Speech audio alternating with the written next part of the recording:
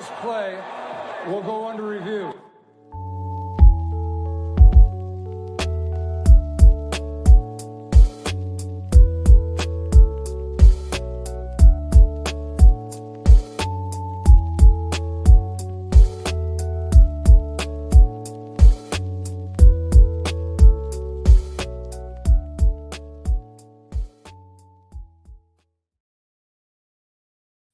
Happy Tuesday evening, everybody. Thank you so much for tuning into this week's episode of Under Review. My name is Joe DeRosa. You can find me on Twitter /X at show_DeRosa.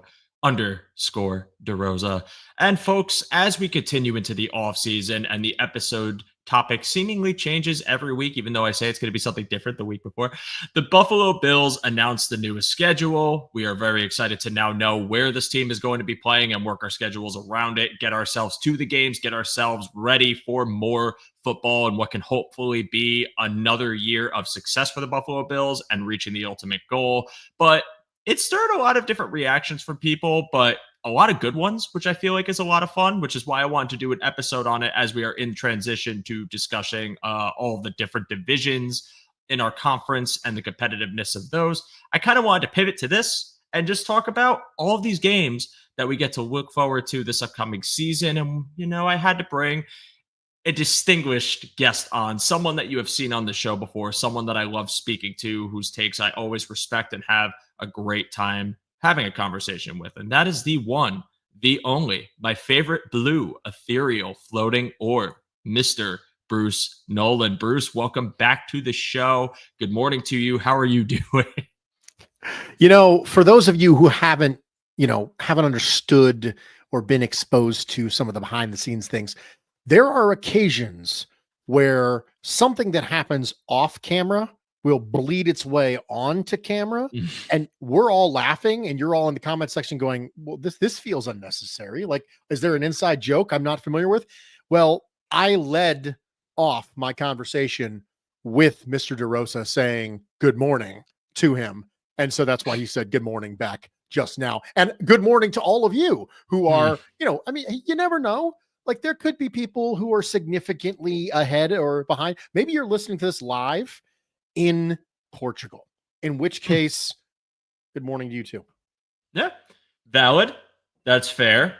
And yes, that was the off the camera conversation. And I kind of got caught off guard because I had been in the midst of a scramble getting everything set up for tonight as the Wi-Fi in this place blew out, and it was a whole ordeal. But we are back. We are ready to roll. Bruce, you are here, and I know I got you for some time. And I wanted to get into the weeds of this schedule and discuss it with you because it's one of those years where I didn't have like a crazy strong take that was negative about the schedule. Usually when it comes out, I'm kind of sitting here like, oh man, I can't believe they have to go here and this span. I can't believe they have this road trip. I can't believe they have to go across the pond. All of these different things that just seemingly didn't exist. This feels like a really neutral, fair schedule. And I know the Bills right now statistically have the second least miles traveled on their schedule this season. So I want to turn it back to you and just ask you first for your initial thoughts, the whole shebang, your thoughts on these matchups, the schedule arrangement. Do you like it? Do you hate it? I'm very curious to know your thoughts.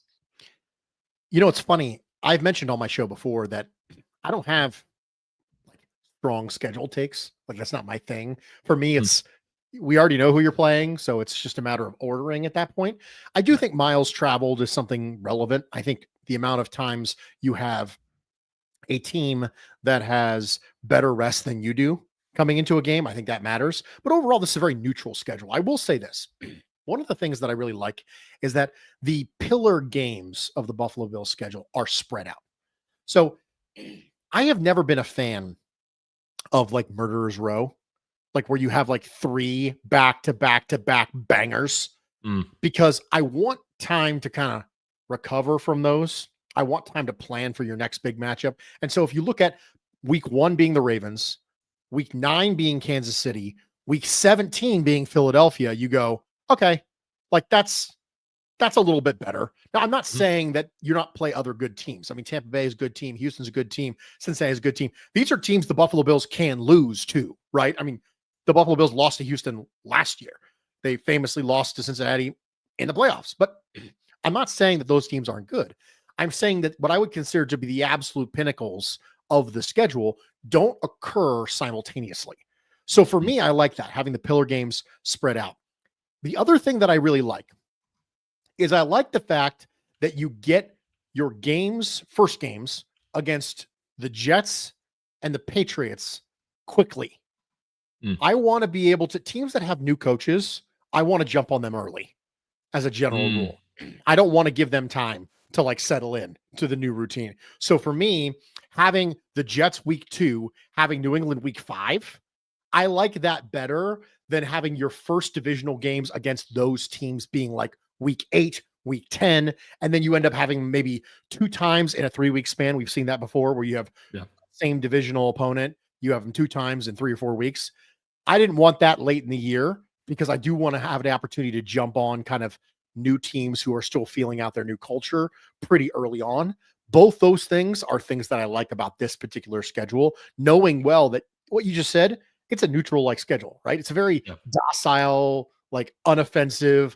What are you going to get mad at, with this particular schedule kind of thing? So knowing that, those are my 2 big takeaways. Yeah, and I completely agree with both. I think the fact that they are kind of spreading out the times where you could say that they're playing the quote unquote juggernaut is a really nice thing for this Bills team that, coming off last season and seeing them have to deal with a really brutal gauntlet of teams at the end of the year, it is a little refreshing to see them so spread out to the point where, like, even if you say things go well enough for the Bills this year, that final matchup against the Eagles, I don't want to say wouldn't matter, but there might be a chance if things go right that it's not going to be as impactful, or it's not going to be something where you're fighting for seeding or division or something where you have to deal with what's going, in my opinion, be a really tough team at the end of your year. Yeah, I mean, that factor, the factor that you get to play again, inexperienced coaching staffs early, or just teams that you feel might be able to be some kindling for the fire. Again, no team is easy in the NFL. Anything can happen any week. But when you look at the state of some of the rosters that you're going to be going up against, you do have to like the fact, well, at least I like the fact that this Bills team can get what I would believe are favorable matchups at home early on that might help them get a nice solidified record and get them into a groove when they do eventually play some of the tougher stretches. And just to even go into that, it doesn't feel like a gauntlet truly exists. Like, we talked about the spacing of the teams, but even then you would always look at it and say, well, wow, this 3-game stretch is still tough. And I'm not trying to dismiss what these teams could be at certain parts. And I look at later on in the year where you have things like that Pittsburgh, Cincinnati run, but it feels like even then there's a case to be made that it's not 3 or 4 games in a row where you're like, holy crap, man, this is going to be tough. I feel like everything is pretty dispersed, pretty even, and therefore I'm pretty optimistic, just again, with the way this Bills team is constructed, who they match up against, the fact that their schedule objectively is one of the easier ones in the NFL, at least right now. It feels pretty good. And for that reason, I was excited to delve into it with you, Bruce. And, we could just kind of break this up by month just in the interest of time, especially because, again, I had to push this back 10 minutes. But I want to start with the first month and looking at these matchups where you have Baltimore at home, Sunday Night Football. You go to MetLife on the 14th. Then you come back home against Miami at 8:15 Thursday night.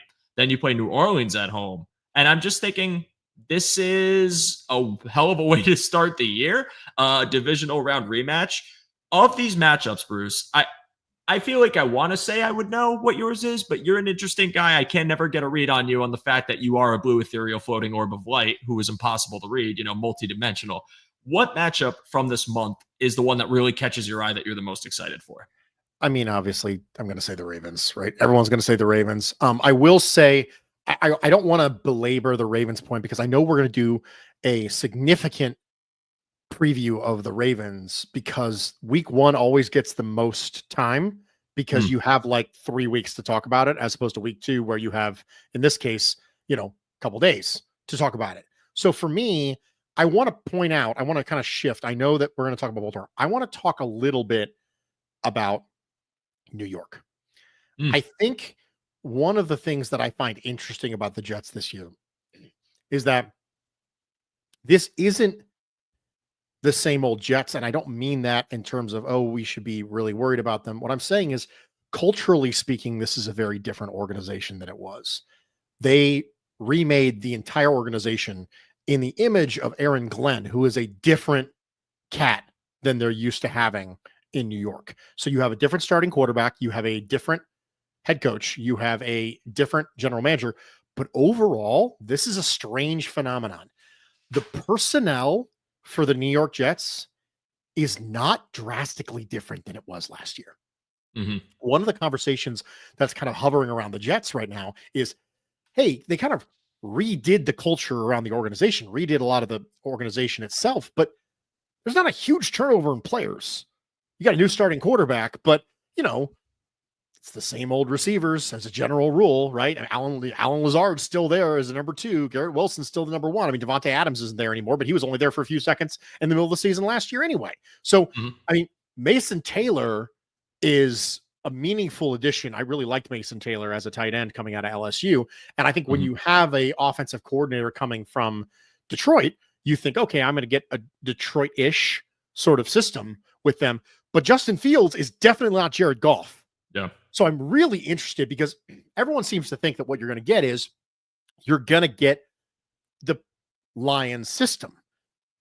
Listen, Jared Goff, say what you will about Jared Goff. Jared Goff is an offensive coordinator's dream. You know why? If you tell him where the ball is supposed to go and when it's supposed to go there, he will throw it.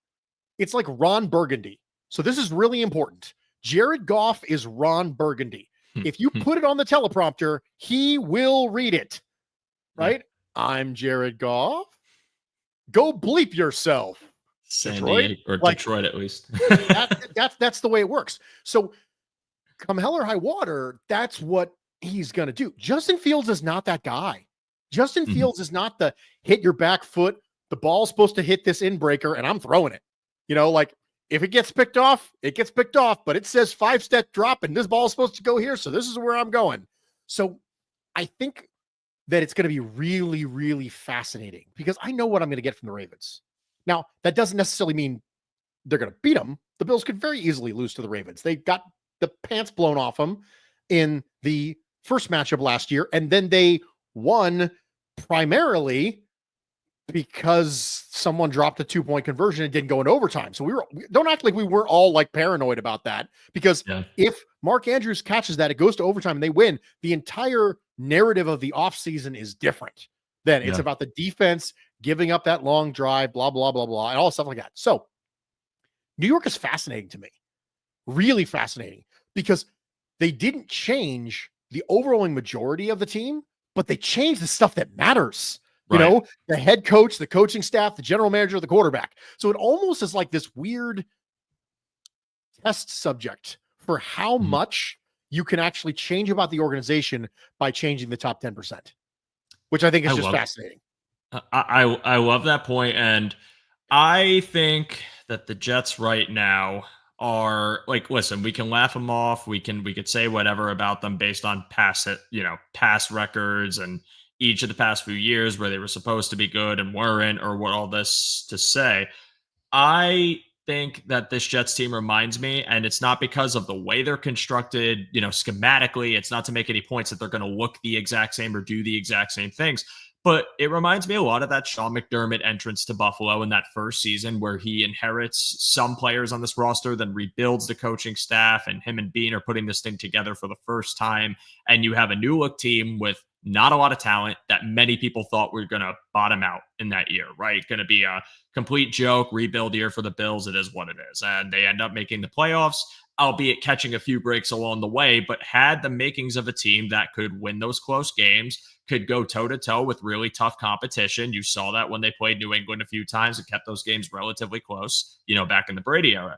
And I think that with the Jets, I could see a world where even with some of the talent deficiencies on offense, and even that there's still very good players in that offense, I could see this being a team that is a thorn in the side in the division with room to maybe make enough noise if Justin Fields goes well enough to become a wild card team, become a team that makes it more difficult to win your division, become a team that is just simply building it the right way and growing and giving themselves a jumping off point for future years. And I do think that the fact that you got that road game in MetLife in week 2 is nice because maybe they do get there, but maybe they don't figure it out by week 2, as you alluded to earlier, with the potential for new coaching staffs and taking advantage of them figuring it all out.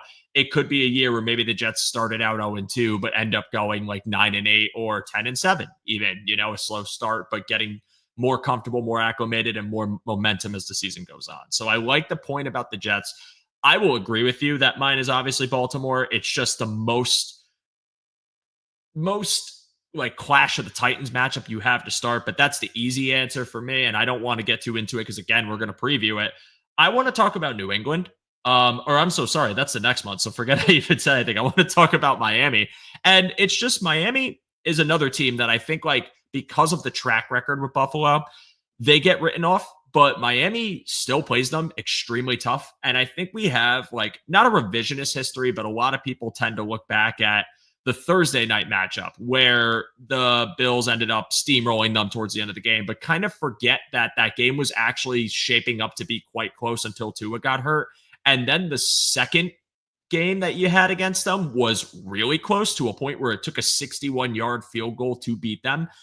Miami is still going to be tough. Miami still has an incredibly dynamic, explosive backfield. They built their offensive line further and made it a unit that on paper could be a little bit more viable in pass protection. Tua is going to be healthy. Tyreek Hill, Jalen Waddle are still there. And then when you look at the defensive side of the ball, I think Anthony Weaver is a good defensive coordinator who has a more talented defense this year with good linebackers and a fortified defensive line that added in Kenneth Grant, a player that a lot of Bills fans wanted, a new Jordan Phillips. Maybe the career arc is the same as the old one. We'll see. And pairing that with Zach Sealer and really talented edge rushers, this is not a Miami team that I look at and say this is easy. This is another test for the Bills early on in the year on Thursday Night Football, so a short week turnaround. And I think it has a lot of impact for this team. So I'm going to be watching that one closely, and I am really excited for that one because I think, again, like just when they're healthy, and I think would have a good chance of being fairly healthy. You can't predict everything, but I would think in week 3 they should be, with Tyreek Hill and Jalen Waddle. This is going to be a boxing match. So I'm looking forward to that matchup too. Bruce, any final thoughts on September? Any of these other matchups you want to acknowledge, or anything else you want to say before we go to October, where I've already spoiled my matchup I'm watching? Miami, for me, went through a cultural shift this offseason because they decided they wanted to try and be more physical. Right. Mm-hmm. The conversation with Miami over the last couple of years is they're soft, right? They're a soft team. Mm-hmm. They went into this offseason. They decided that they were going to do a little something about that, right? They added 2 power backs to their backfield. They drafted on the offensive line. Like, this is an organization historically that thought you could scheme around physicality.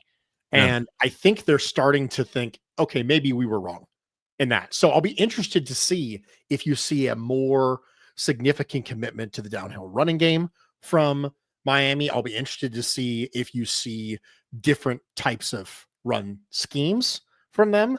I'll be very interested to see if the personality holds up when the bullets are flying. Yeah, 100%. They are a team that was very finesse. And in turn, that finesse style paired with them kind of getting beat up just really was a recipe for disaster and led to underwhelming results the past few years. Now I kind of look at it as, oh, they're making the decisions that I would have made to, like, and I'm no smart guy. Like, I am not someone that is going to say I could be a GM of a football team, but I look at the Dolphins and I've always had opinions on what I think they should do to really improve things with all the talent that they have, especially when you look at guys like Tyreek Hill, who are getting older, longer in the tooth. How much longer do you have that dynamic field stretching option, who has been one of the best wide receivers in the league for the past few years? Even last year, despite the injuries, the talent was still there. It's a team that I think made savvy, correct decisions and is going to be a tough out. And I think that we just sleep on them a bit too much because of past success. But this is one that I'm going to be watching closely and not looking forward to. But it's always fun matchups after they're over. And you can always look back and just say, damn, like, when you're not in the stress of the game, you can at least appreciate good football. And when things are clicking for Miami, it is really good and really fun to watch, although I hope the Bills win it. And I don't think that Miami is this infallible, impenetrable team. Rather, it's going to be fun. Now, moving on to October. I already spoiled it for you, Bruce, so I'm going to pass it back to you, and then I'll throw my thoughts on the matchup out there. But obviously, bye week.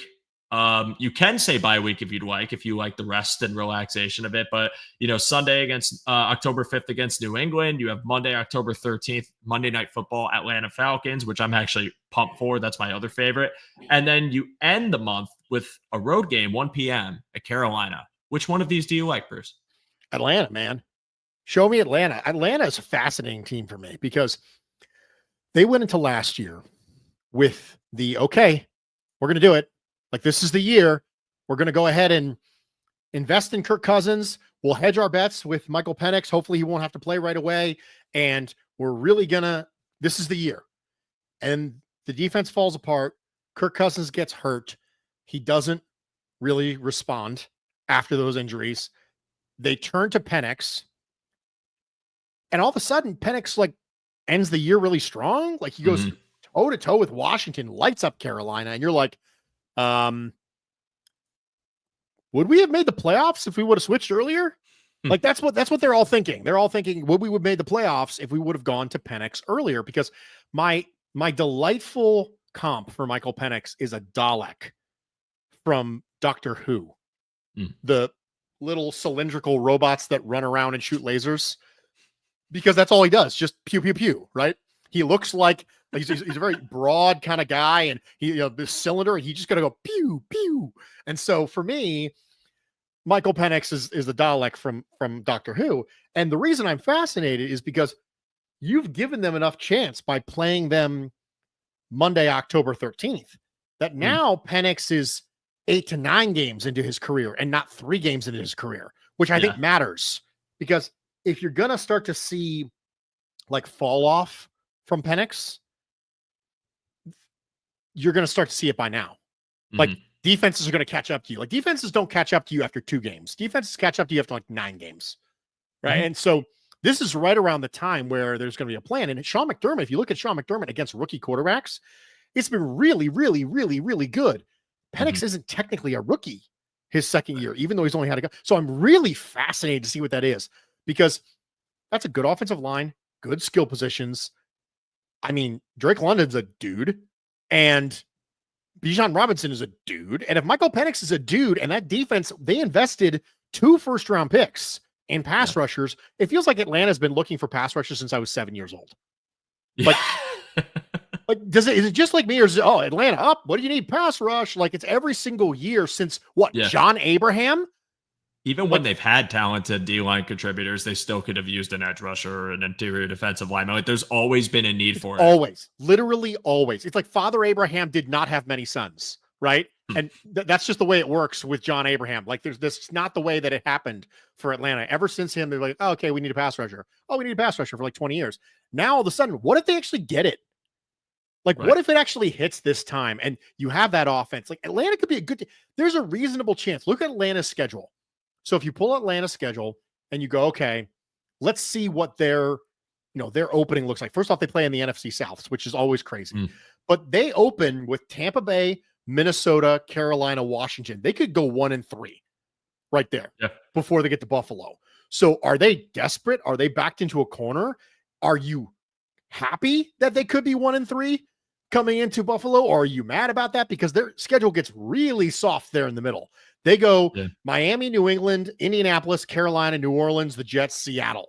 There for a stretch, and they're going to be like, whew, if we could just get past Buffalo, then we're going to have a stretch. So it's just a fascinating game because there's lots of dynamics for me, and that's why the Falcons game is on my list. Yeah, and I had a hard time just when I initially looked at this, kind of choosing between the two.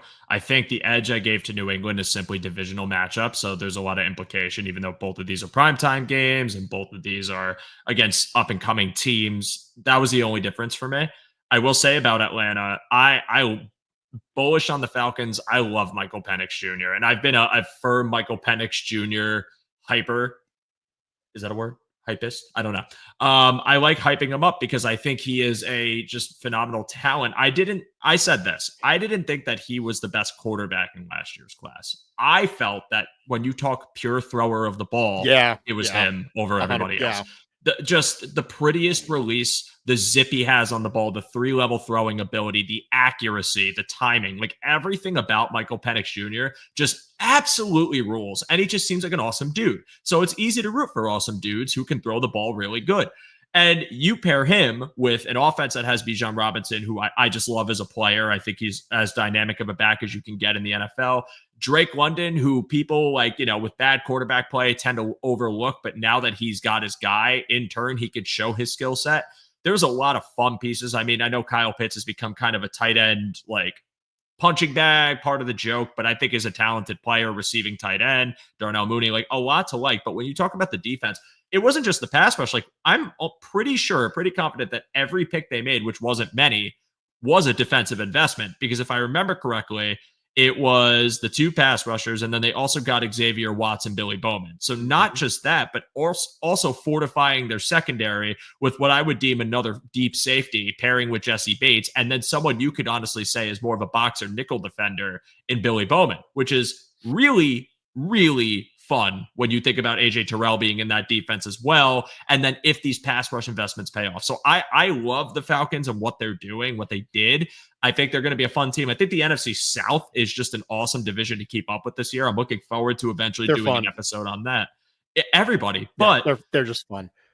They're so much fun. Carolina, you have a case for every 3 of the 4. Even okay. New Orleans, there is some level of a case. New Orleans is fun. It doesn't necessarily mean it's good fun.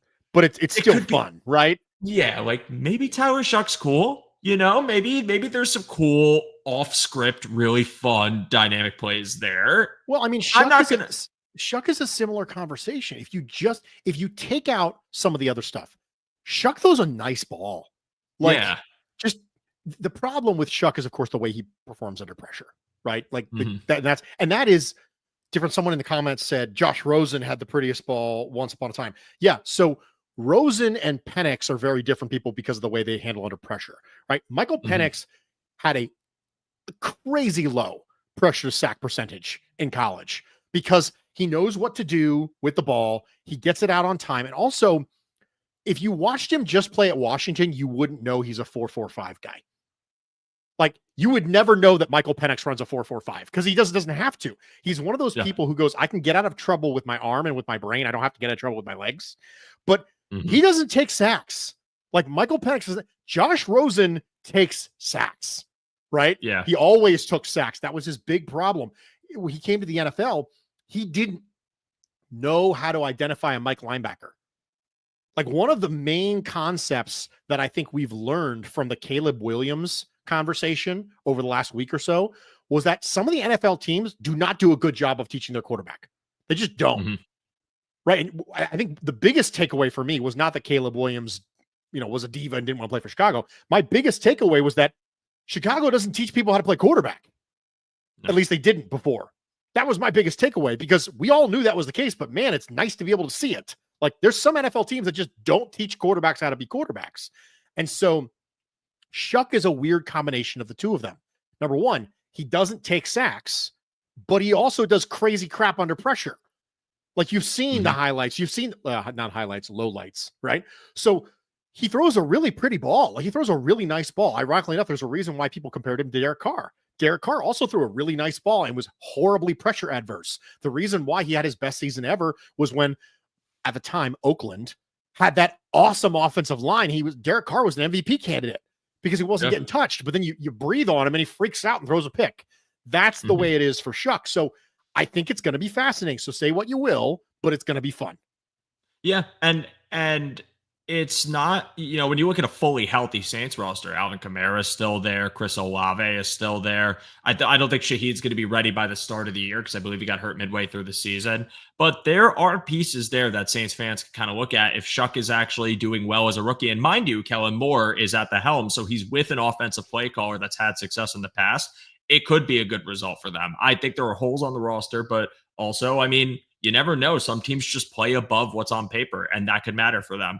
The only thing that gives me any optimism, gives me a lot of optimism is, again, McDermott's record against rookies and the fact that it's in Buffalo and early on in the season. So talking about my matchup, because again, Atlanta's going to be awesome, but New England for me, just an up and coming team that I feel like this collision course has been in the work now for a couple years. But now with Drake May having his rookie season out of the way, and now the New England offense adding in Will Campbell, adding in some new receivers, and also just having ultimately as a whole team an insane draft, I think this New England team is going to be a lot better this season. I think the ceiling of this New England team is that of a division rival, one that could actually try to give you a run for your money, but I think probably slots in as like one of the wild card teams. And they're not going to be a pushover. I don't even think they were a pushover last year when the Bills won that game, just because, again, they get down to an early deficit and they have to climb out of it. And Drake May makes some really nice throws, and you saw some inexperience from him. I think the fact that they have rebuilt the coaching staff, brought in a proven coach in Mike Vrabel, who has matched up with McDermott well in the past with Tennessee, bringing back McDaniels and having him pair with Drake May and getting the development in order, because he's been able to do that with young quarterbacks in the past. This is a New England team that, frankly, I worry about. I think with the changes to their defensive front, and you talk about Barmore coming back, but also adding in players like Milton Williams, and also drafting Braden Swinson and Joshua Farmer, and the secondary having Christian Gonzalez, who I think is the most underrated corner in the NFL, probably one of the best that does not get talked about enough. This is a tough New England team, and it's in prime time. And there's going to be a lot on the line for both teams, because I know people might think this is nothing or that it's just another divisional game. The Bills have to prove that they're still on top of the division. I know it's early, but it is a statement game, and New England wants to ruin that and show that they're the up-and-coming, new, hungry, young team that's ready to take back their AFC East success. And I don't want to see that happen. And it's a matchup that I'm really excited to watch for that reason. I think the storylines, the Drake and Josh component of it, and Drake May's ascension and what he could look like makes it for a very interesting matchup that I am really looking forward to. And I just keep my tabs on AFC East teams, and this is one that I think is due for a better year. Bruce, any final thoughts on October, that point, anything else we discuss before we move on to the next month? Now let's go. All right, November. So November 8th, it is the rematch. Kansas City Chiefs, 4:25 p.m. Then we take on Miami in Miami, 1 o'clock p.m. We take on Tampa Bay on November 16th. That is a home game. Then November 20th, you have a Thursday night game, another Thursday night game at Houston. Close out the month with a 4:25 game at Pittsburgh. Bruce, which one of these matchups tickles your fancy? I mean, it's got to be Kansas City. I mean, I don't know. I feel like they're spread out so well. Like I said in the opening, that the pillar games are spread out, that I don't really have the option of being able to say anyone but Kansas City in this one. For me, the story is going to be a new look Kansas City offense. I think that the injury to Rashee Rice and the development curve of Xavier Worthy changed that offense a little bit last year. And I don't mean necessarily in a good way. I mean, that wasn't an elite offense last year. They had to kind of grind it out a little bit on offense, play ball control. Now, I will say the success rate remained really high because it's testament to Andy Reid and also to Patrick Mahomes. But now Rashee Rice is going to be healthy. His LCL injury was very early last year. So Rashee Rice is going to be healthy. Xavier Worthy moves to a different role at that point, because Xavier Worthy is not really that guy. They kind of used him a little bit in that yak short ADOT sort of role later on in the year, but that's not really his thing. Like that's what they got Rashee Rice to do, right? The 10-yard split, the yak ability, that's his thing. And so Rashee Rice kind of ended up phasing out Travis Kelce, but then Rashee Rice gets hurt, and then Travis Kelce comes back into play. And it's really fascinating to see what that offense is going to look like with another year under the belt for Xavier Worthy and Rashee Rice coming back and Travis Kelce being in a different role than he was before. I think it's going to be a conversation that we're going to have. I think the pass rush of the Buffalo Bills needs to have figured their crap out by November 2nd.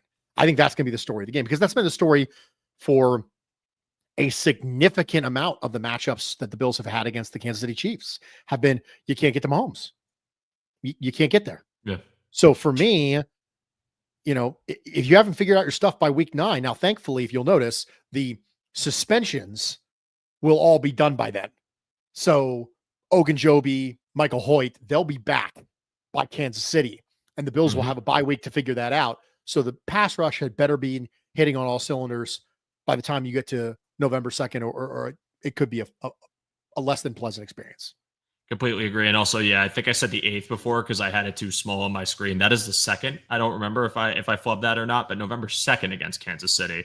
And I do agree with you. Kansas City's the one I'm looking at. It has to be. It's just the team that has gotten the better of you in the playoffs, consistent years and consistently. And I want to see what it looks like again this year with the new look defense. And that's kind of a point that I was hoping we would get to on this show because you are going to be returning some vets, obviously, but a lot of, I would argue, impactful pieces that you're going to lean on this season are going to be at the hands of rookies. Because when you look at your cornerback 2 position, it's most likely going to be at least slated on the depth chart based on where you draft them and the expectation. Hairston, maybe Strong has an early showing kind of similar to another late round cornerback, and we see him take the mantle. You look at your interior defensive line outside of Jaquan Jones and Ed Oliver, and I think TJ Sanders is going to get a lot of snaps and a lot of rotation. I think Landon Jackson early on in the season is going to get a lot of snaps and a lot of rotation. These are players that you are expecting to kind of carry on those waves of pressure and be able to maintain disciplined run defense, provide pressure consistently. And for that reason, the matchup against Kansas City, as you alluded to, I am hoping that by that point, there is an established threat of pass rush because this Chiefs team, it seems like the last season and a half, maybe you could even say 2 seasons, while still being a Super Bowl contender, we're also at a very vulnerable point offensively. And now it seems like with the return of Pacheco for them being fully healthy, ideally, and they're able to run the drafting of Rashard Smith to pair with Kareem Hunt in the room and just a really powerful group of running backs, which they predicate on. And then the tight end room, which is always going to be solid with a receiving core that now features if Rashee Rice comes back fully healthy. Him, Jalen Royals, Xavier Worthy. There is explosiveness. There is route running prowess. This is an offense that I think has kind of gotten the ability to be a juggernaut Super Bowl winning and competing team while also figuring it out, which is a luxury you rarely ever see, if ever. And this is a game that's going to be a massive test for your new defensive additions and any tweaks you might be making, and a huge test for Bobby Babich in year 2 of full-time DC as showing how you've matured, how you've progressed. What game plan have you and McDermott come up with to kind of right the wrongs of that AFC Championship where the Chiefs just RPO'd you to death and took advantage of the vacated space and all the eye candy they presented to you? Can you maintain discipline? Can you maintain pressure? Those are the questions I have. It's what I'm going to be watching out for. And it kind of has to be the biggest matchup. It's Kansas City. I mean, like, we have a divisional game here. We have teams that we have lost to in the past in Houston.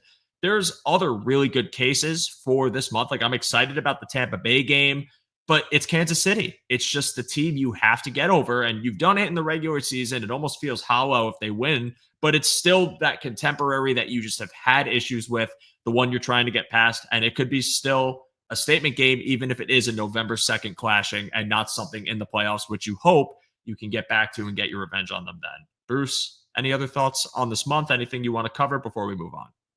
No, I'm good. All right. We are exercising our demons, the Kansas City Chiefs, and all these other points really efficiently on the show, I do say. And we move on to December 7th, 4:25 p.m. Another demon returns to Buffalo in the Cincinnati Bengals. Then you move on to December 14th, 1 o'clock p.m. at New England. You have December 21st, 1 o'clock p.m. at Cleveland. So, December 28th, 4:25, home against Philly. And then to close out the schedule, TBD versus the New York Jets, the final game. Well, not in Orchard Park, but at the current stadium. Bruce, of these matchups, which one do you like? I think the most interesting thing here to me, and I know everyone's going to say Cincinnati, it's Cleveland. And here's the reason why. It's Sunday, December 21st. Are the Browns trying at this point? Like, are they trying, or are they in full tank mode at this point? Because the Browns made a maneuver in the draft that made you think that they're punting the quarterback decision until 2026, right? They traded down and picked up a first rounder next year, which is usually a sign for we need ammunition to go get a guy. And so they do that. And then they draft Dylan Gabriel in the 3rd and Shedeur Sanders in the 5th. And you're like, what? What are you doing? Are you trying to insure the tank? Is that the reason why you drafted Dylan Gabriel in the 3rd? You're like, hey, listen, we want to make sure we get that, high pick. Or what are you doing exactly? So it's a very confusing draft for the Browns. But for me, I want to know if they're trying on December 21st, or are they Mhm. hoping to lose at that point? Because I think that the interesting thing early on is if the Browns don't start Shooter Sanders and they open, 0-3 or whatever, the cries are going to get loud, right? For Shooter Sanders real fast. Deion Sanders is going to throw his weight around on social media and talk about how they should be starting his son or something like that. And it's going to be a whole thing. So for me, when I think about the Browns, the reason it's fascinating is because I don't know what stage of life cycle they're going to be in on December 21st. Mhm. That's why it's fascinating to me. I know that there are better teams and there are better matchups, but I'm just fascinated to see from a team building standpoint where the heads are Yeah. in the Cleveland organization by the time you get to December 21st. It's like I want to see if you actually are trying anymore, because also that could have great implications for the Bills in the what would ideally be not in a dire situation, but if they are in a playoff race or are in a seeding race or something along those lines, which, it seems like every other year that seems to be the case this point in the year, when they have a really good season, all of a sudden followed it up with a really inconsistent, weird year where it's like, oh my God, they have to win every game, and then they do and somehow win the division. It's like the Cosmos just want you to suffer or be stressed.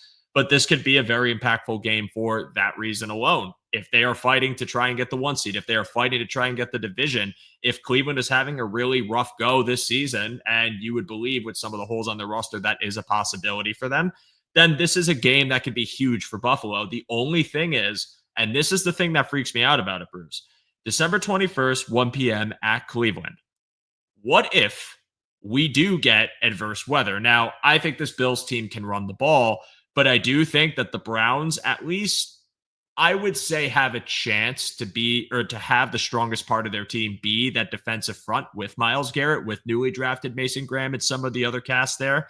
I do wonder if a Jim Schwartz led defense in a snowstorm would just be an absolute hellscape for a Bills offense that would try to run the ball pretty much the entire time if you get lake effect snow at this point. And that part concerns me. But if that doesn't happen, then yeah, I think this could be a game that, like you ask, is Cleveland even going to bring their A game? Are they even going to try? And if not, could be a win that would be very important for the Bills and playoff hunt. But I have to give this one to Philly. And it should, Cincinnati is the AFC game. Joe Burrow comes back to Buffalo. That is number 2 for me. But for Philly, it's just the Super Bowl champions. And it's a very simple reason, but I want to see what you look like when the best, at least right now, are coming to your home stadium. And maybe, again, you are in the midst of a playoff run. And this might be a very major game for you if the season has gone a bit more inconsistent than years past, or you are fighting for the record like you did in 2023 and 2021, seemingly like off years, if I have that correct. It's just the best team, firing on all cylinders with so much talent, a team that I think had another just really good draft and added some really cool, young, explosive pieces to their defense, like Jihad Campbell, and then Andrew Makuba, who was literally like my favorite safety in the class, is on this team.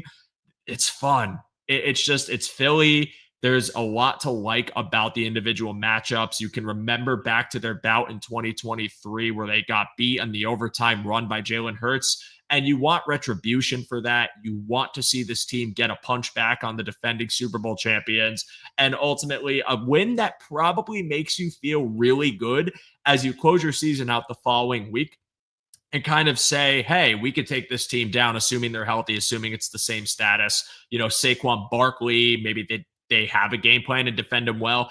It's an opportunity for you to go into the playoffs feeling great because you just took down a great team. And on the other side of it, there is impact if you get taken down by a team that was the defending Super Bowl champion, if they are shaping up to be that again, because now you kind of ask questions like, if this is the best of the best and you got beat at home against them, what do you do to adjust going into the playoffs? What does it look like by then? And for that reason, it's my favorite matchup to close the regular season slate out, and one I'm going to be watching closely. Bruce, before I ask you about the floor and ceiling, the final part of this episode, any other thoughts you want to mention about December or anything else with the schedule that you feel like we didn't touch upon or you want to mention? Now, I was hoping you were going to hit Philly. I was trying to, as I was trying to kind of take a right hand so we weren't just constantly always talking about the same games. So you, thankfully, you did the thing. I set you and you spiked it, so really happy about that. I'm good. Awesome. Awesome. And yeah, I mean, these are the biggest matchups. You know what I mean? I'm also glad you did a volleyball reference because I haven't played volleyball in years, and just doing the spiking motion right there just made me want to play again. So maybe I'll find like an intramural league. I am not good at jumping, so I don't even know why I like the sport that much, but I rest my case.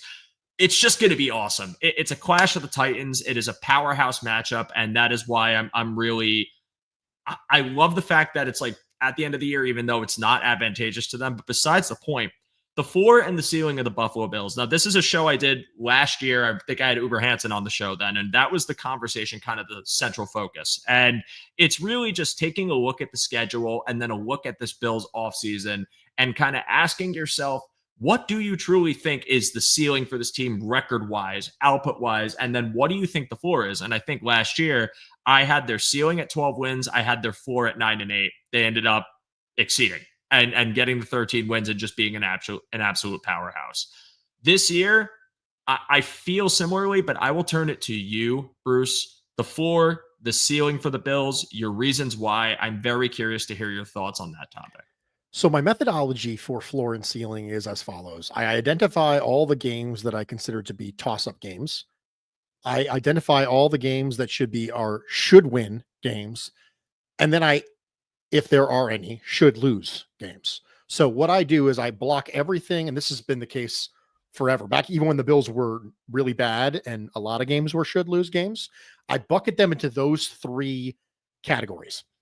Then I say for the floor, I will say you lose 20% of the games you're supposed to win, right?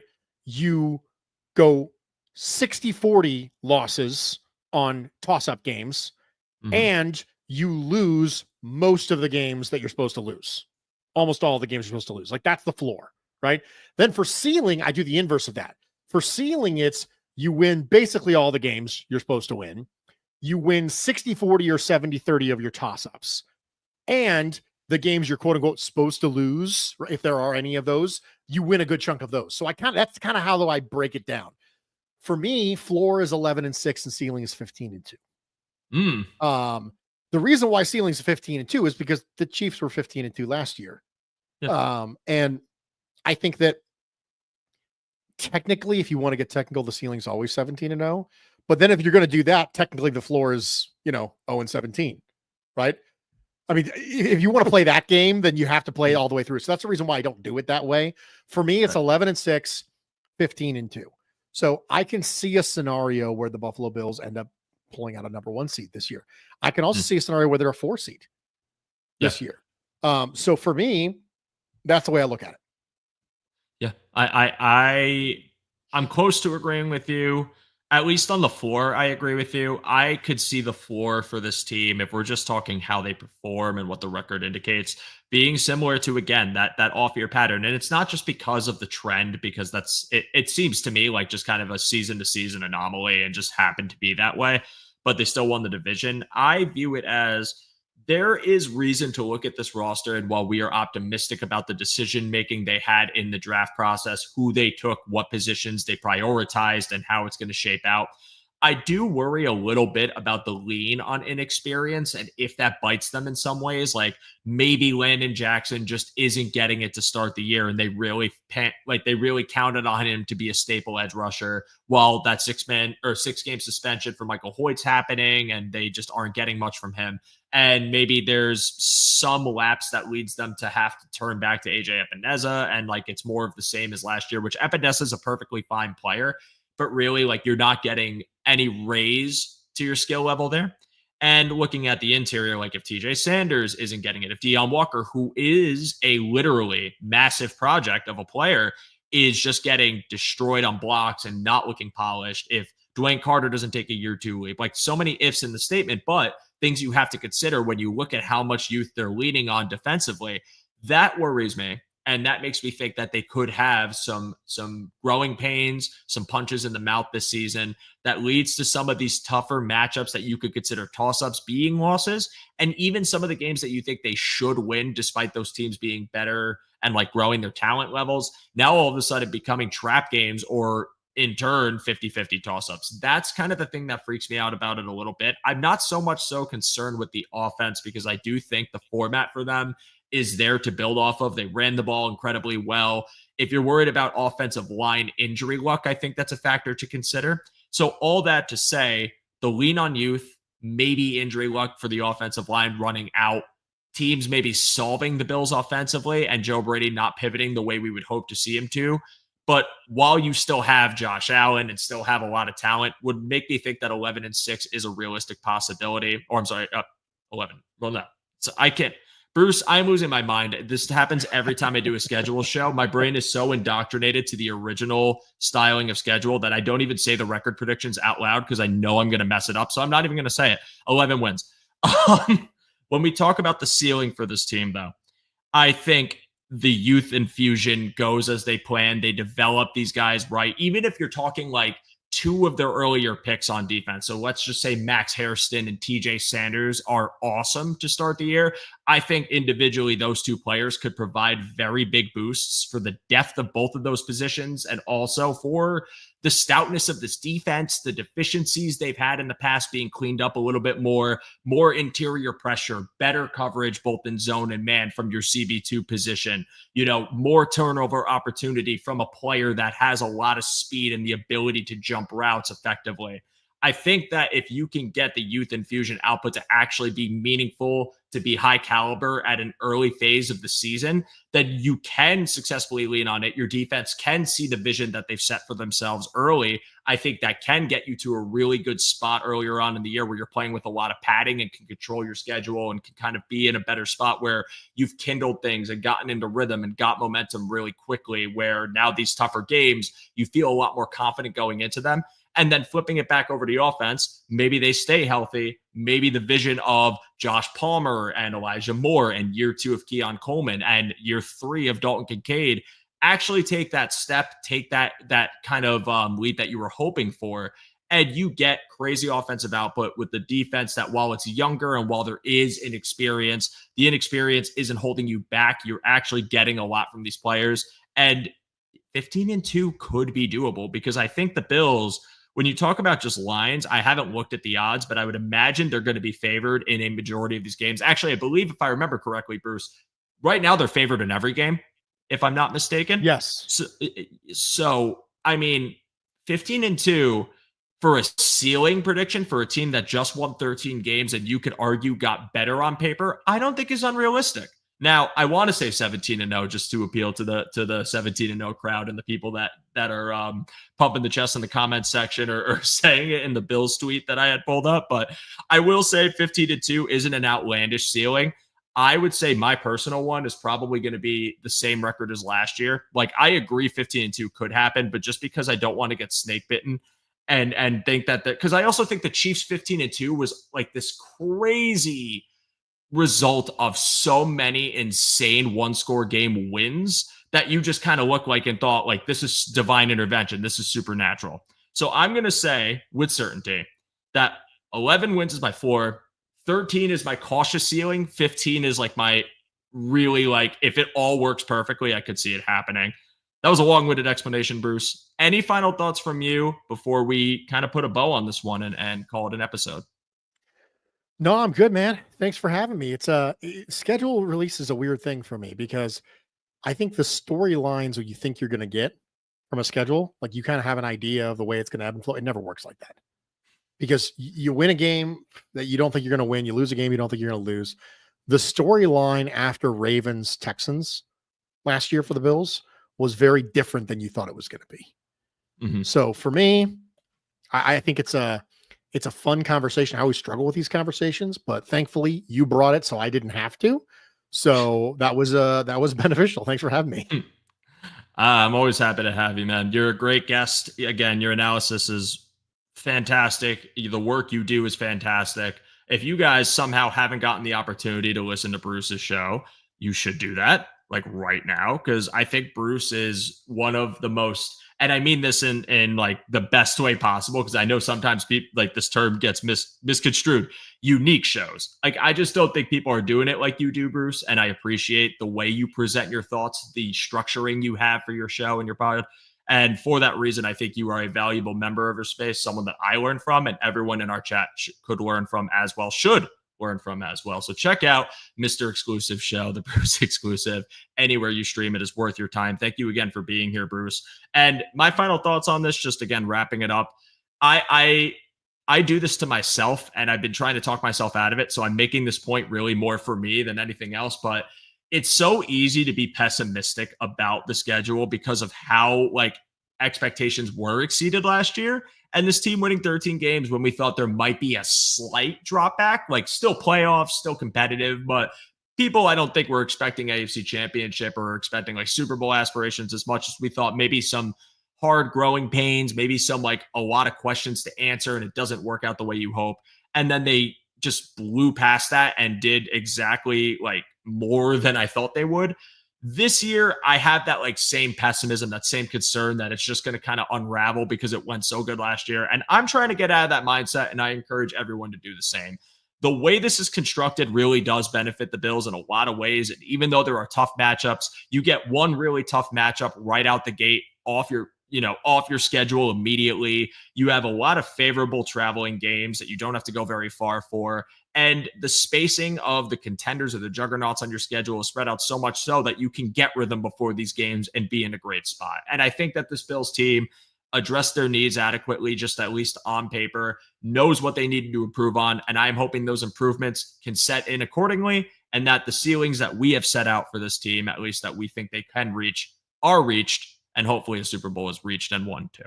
I will end it there. Thank you all so much again for being here. My name is Joe DeRosa. You can find me on Twitter /X at @show_DeRosa. Realizing I haven't changed my tagline in 3 weeks, so I really need to do that because Balat Joe, one, probably doesn't make sense to a lot of people, and two, it's a reference to the game. Yep. Yeah, I got it. It is. And I have to say this, Bruce, just a little lore. I've only played it once, but I played it for 2 hours, and it was so much fun that I've thought about it every day since, and I just have yet to get it. So I'm probably going to push myself to get it this week because I need to keep playing it. But this was awesome, Bruce. Thank you again so much. To all of you in the chat, if you are feeling kind, drop a like, share the video with your friends. Check out everything we got going on Cover One. Check out the description for the OnePass sign-up link. $60 a year, get you exclusive access to our Discord and your OnePass membership, which, again, our community has been incredible. A lot of you are in the chat right now, and I truly am thankful for you and appreciate your time. Enjoy the rest of your Tuesday evening. Stay safe. Look at the schedule some more. Again, check out everything else. And as always, go Bills. We'll see you soon.